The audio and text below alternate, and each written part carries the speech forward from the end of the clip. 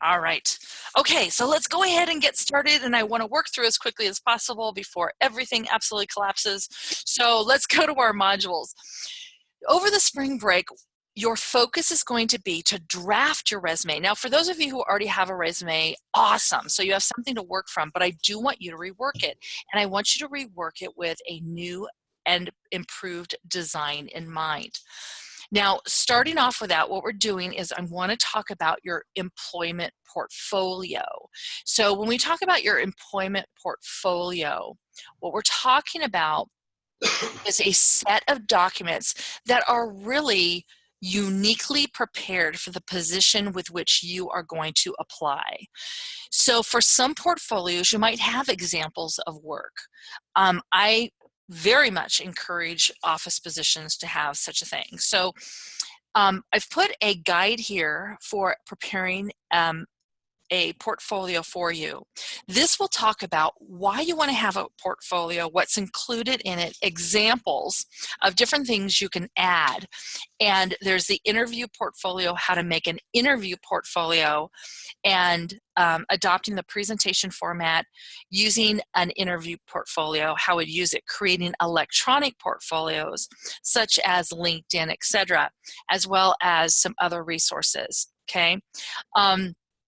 Fresno State University has a great career center, and Jill put this together at Florida State. And it was funny that when this was originally designed, they were not pushing LinkedIn as much because they really didn't feel it would be as powerful as it is now. But I cannot tell you enough. When you return after spring break, we're going to do a whole section on LinkedIn and start some dummy profiles. But we want to have your electronic documents done first. It'll save you so much more time when it comes to the setting up. So this is a resource for you. I want to get into some nuts and bolts right now. And that is, in order to create your personal branding, I want you this week to create a letterhead. This is a fun article here that talks about personal letterheads of influential people. And part of the consistency you'll see is the simplicity in design. Now, naturally, your letterhead that you'll be creating needs to have all your contact information, but having a consistent style in your documents and then letterhead styles that match from your cover letter to your resume to your references can give much greater appeal. So, I've put a video on how to create a letterhead from scratch, but you are more than welcome, you will see, to use a template if that is easier for you. So if you were to go to New and if you were to type in letterhead, you will get Microsoft version of multiple different letterheads. What I want to do is dissect one for you today, as well as create one in Scratch so that you can understand some of the very, very basics of creating a letterhead. So once again, we want to be careful choosing anything that is really too busy or something that is too limited. There are some good designs here, but let's say we want to create our own. The first thing I want you to realize is that when you design a letterhead, the pieces of the letterhead are all contained in the header and the footer. They're not part of the document. So I'm going to create one now for you. This particular one using letterhead, this was created with a template, and this is a table. I'm going to strongly encourage you, notice how this is in the footer so it doesn't impede with your text. I'm going to really encourage you to have your header piece in the header as well. So let's create one for you now. I'm going to start with just a blank new document. And you want to start off very, very simplistic. What is the information you would have in your resume or letterhead? Which is also another very, very good strategy is if you go to File and New and you go to Resumes, you'll notice there are many resume styles that could end up being a letterhead. So let's take this style, for example. This style here, once again, has been done, and you may remember our good old selection pane. Here's our selection pane. Move this down. And remember, these are comprised of different pieces, the free forms, etc. So let's say I was using this as my resume. We can select this group, go to a new document, and paste it. So now what you have is you have this piece of that design, or you could create it from scratch. Once again, I'm going to encourage you to always be in the header. So I always start by putting in your personal information. So let's say this is your resume.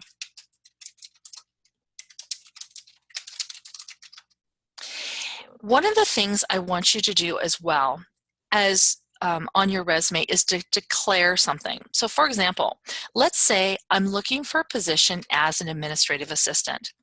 I'm going to give myself the title of administrative assistant. So now what I've done is I've begun the process of creating this customized letterhead.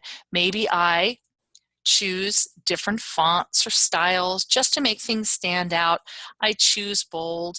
Maybe I use something such as small caps. I then change the font. Let's say administrative assistant, I want that in a little italics. Then I choose a font that better represents who I am or the style I have. We want to be careful of anything too heavy. If I get into something a little heavy, such as this, then what I would do is take the name, and creating white space, as we have learned, advances readability.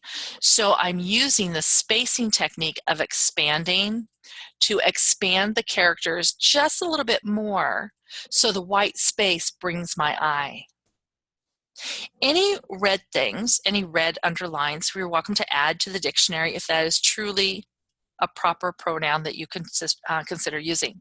Now, once again, if I'm creating letterhead or I'm looking at how to be contacted and all that good stuff, then in this as well, what I want to make sure I have is my contact information, right?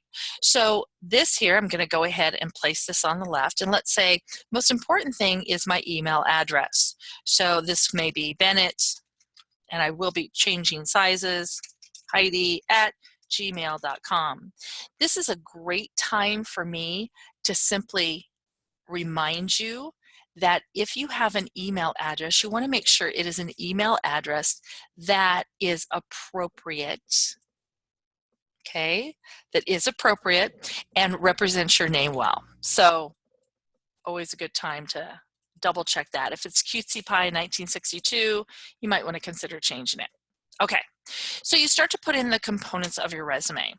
Addresses aren't necessarily as needed as before, but we definitely want a phone number. So let's say I put my phone number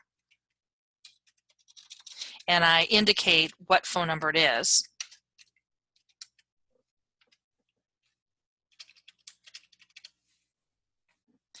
Then remember our use of the tab. This is a great time to set a right tab. I'm going to get rid of the center tab and set that right tab over here, and this might be where I put my address.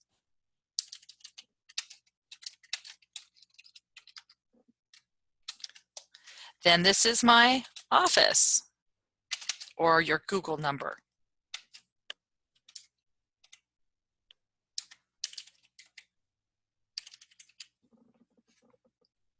Oh, Alexa's joining us again.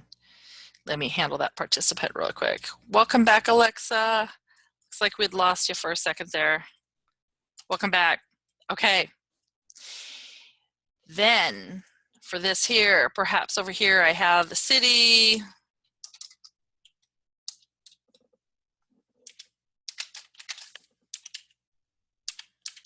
Okay, whatever we have here. Okay. Bottom line is, once you have whatever desired letterhead or look you want, if you want to add shapes and colors, absolutely. Now remember, you have different shapes. So With these shapes, you have the ability to add fills and colors, and they don't always have to stay online. So let's say I added a really creative shape here. I'm going to use just an oval.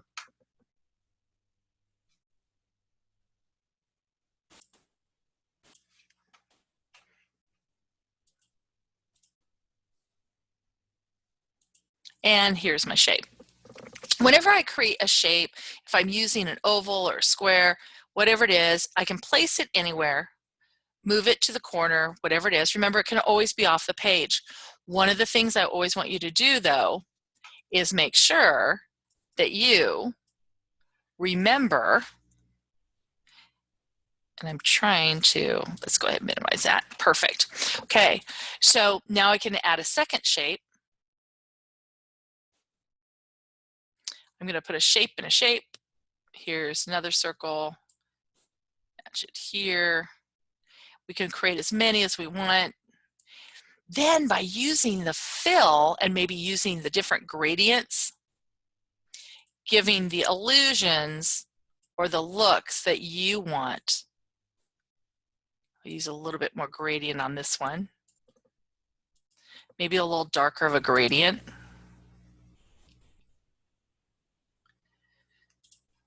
Making sure there's no outlines. Maybe adding another shape where it gets continually lighter and lighter.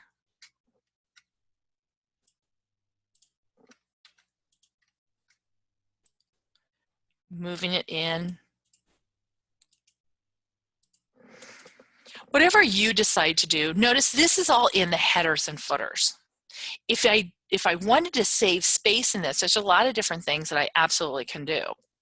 I could use the panel size where I'm placing everything along the side. And that's simply a matter of using text boxes. So if I created a new, and I'm going to select this text right here, just so I have it, I'm going to take this here.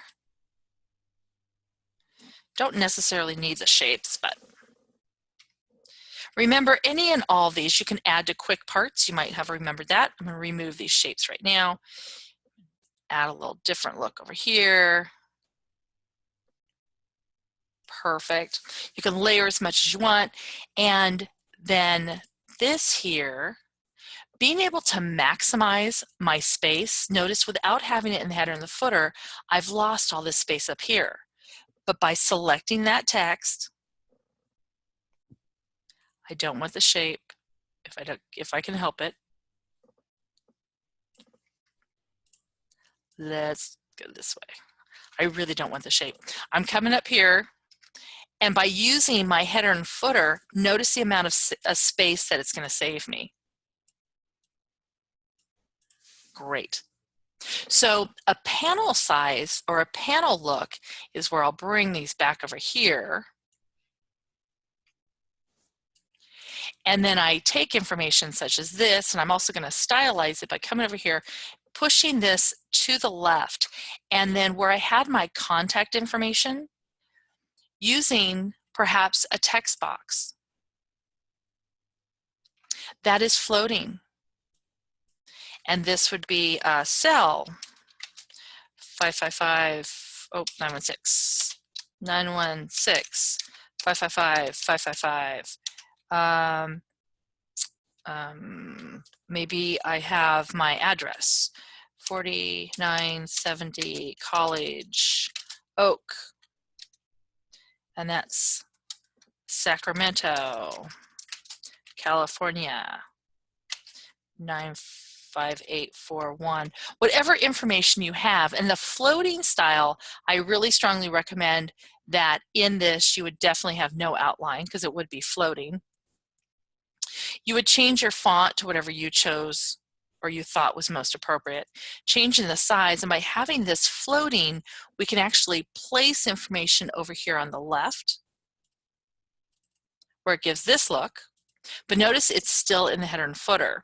Now, if you decide to do something like this, what you do need to be careful of is where your text falls. But by placing something in a text box, you've got a lot more flexibility. So I could even sneak this up here and have that look. Bottom line is, as you create your letterhead this week, number one, I want you to be creative. Number two, I want you to be very, very smart. Remember, your resume and all your documents have to fit on this. So do we have enough room? Is something too big? Now, since I'm planning for this to be electronic,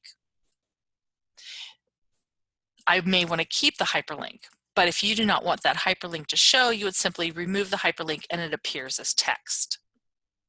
Remember also in your letterhead, you can use colors. So if you want your name to reflect the colors that you've used in your letterhead, sometimes letterhead can be defined by creating borders and lines. So such as using my insert shapes and creating a line across the bottom. When you create a line, you have the ability to change, remember, the width and the look. So if this is my line at any particular moment in time, I can change the outline to have a heavier weight, maybe even a shadow.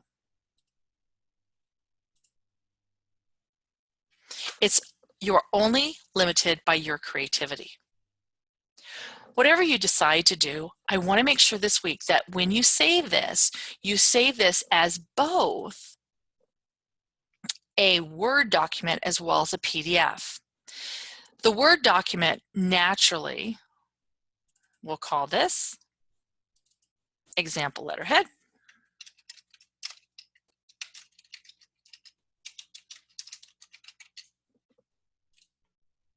And then a PDF for if I was to, let's say, send this to a printer to have linen printed for me, to which all my letters could then be parked. Sorry, puppy's barking.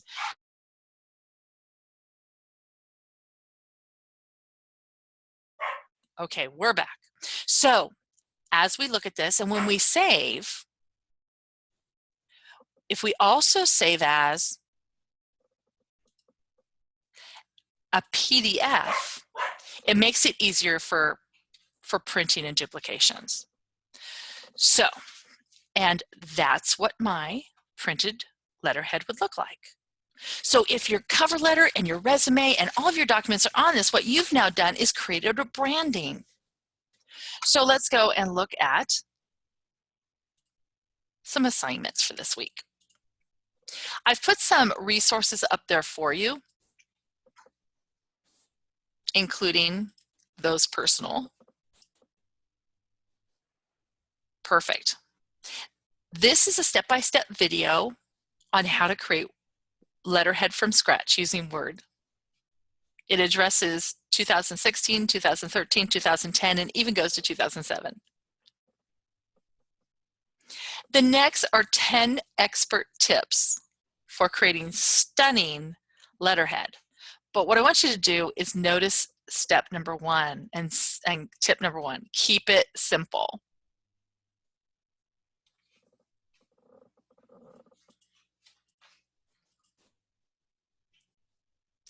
So here's where your assignment lies. And this is an example of a side-by-side letterhead. Notice this would be a text box down here. This would be your logo or your name.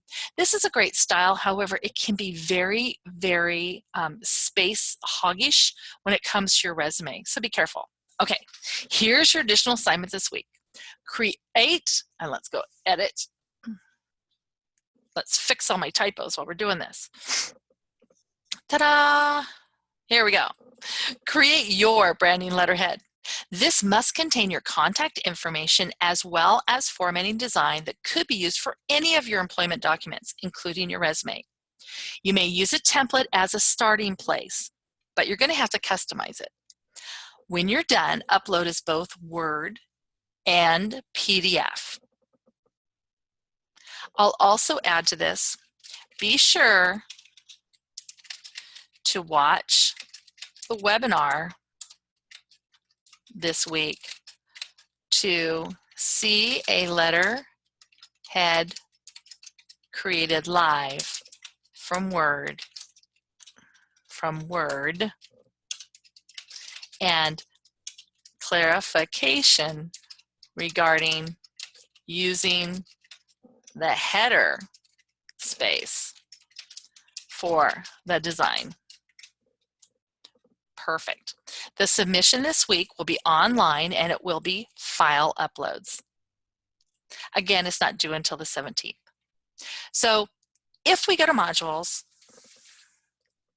all of the things we've talked about tonight regarding the letterhead and the portfolio are located under webinar, April 6th, how to prepare your portfolio, the employment portfolio, example letterheads, creating Word letterhead from scratch, stunning letterhead design tips, and the assignment of your personal letterhead.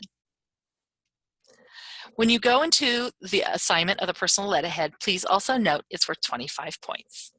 Okay, that's all I have for tonight. I want everyone to have a great spring break. I'm going to hang out for a little bit for anybody who has individual questions or needs help on any assignments. Have a great evening.